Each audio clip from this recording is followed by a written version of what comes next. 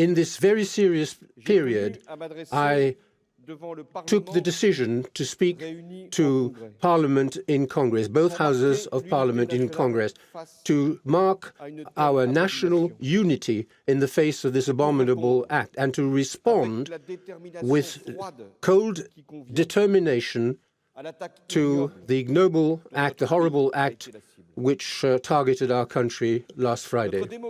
Our democracy has overcome even worse adversaries than these cowardly assassins. Our republic cannot be brought down by such people. My determination is to put the power of the state at the service of the protection of our fellow citizens. And I know we can count on the service, the loyalty of the law enforcement organizations, and you know the need to show the sense of sacrifice when necessary. The terrorists believe that free people can be intimidated by the horror of their acts. It is not the case. The French Republic has overcome many other ordeals, and it is still there, alive, and those who intend to defy the Republic have always lost out in historical terms, and it will be the same this time. The French people are ardent, valiant people, courageous people. They do not give up. They do not resign themselves. They stand up and resist whenever a child of the country has been attacked. By deliberately attacking innocents, they have shown how cowardly they are, shooting at people who were unarmed. So we're not committed in a war between civilizations.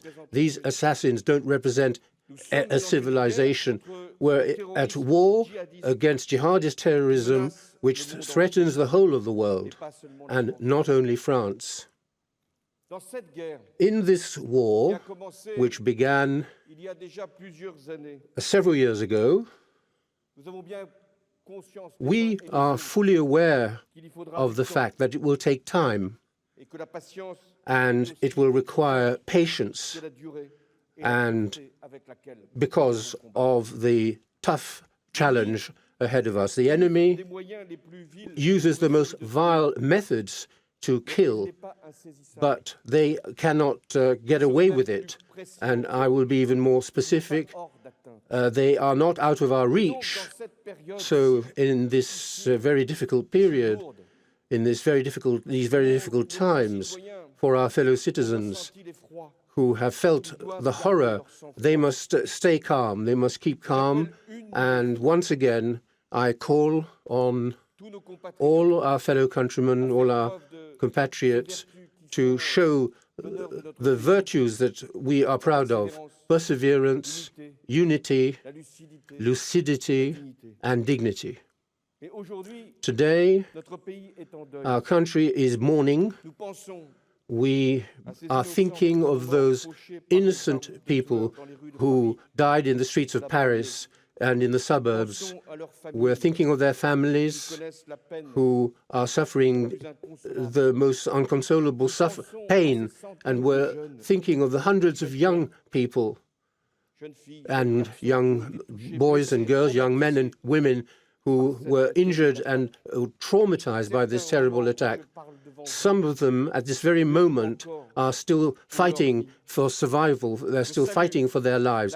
I would like to pay tribute to the emergency services who have mobilized all their resources since Friday. Our health system was up to this challenge, and once again, our health system showed that it can fulfill its missions.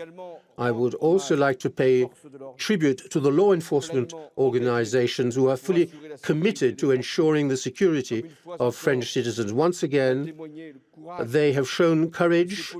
These police officers who, when they had to attack the Bataclan theater to free the hostages, they faced the hostages would have died if the police had not intervened. They showed once again their determination and that they were capable of surpassing themselves.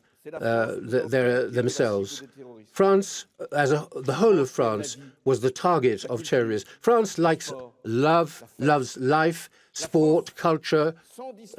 France, in all its diversity, in religious diversity, the France that the assassins wanted to kill were the young people of France in all their diversity.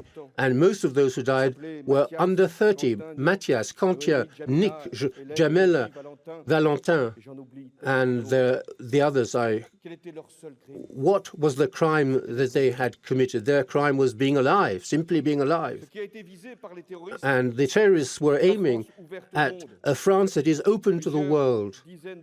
Several dozen foreign friends of 19 different nationalities were among the victims. Since Friday evening, I have received messages of solidarity from heads of state and government from all over the world. And in many parts of the world, the tricolour, the three colours of the French flag, are displayed, which reminds us that France remains a beacon for humanity. And when France is attacked, it is the world which feels attacked. Acts of war, the acts of war committed on Friday, were decided on and planned in Syria. They were organized in Belgium and perpetrated on our territory with French accomplices.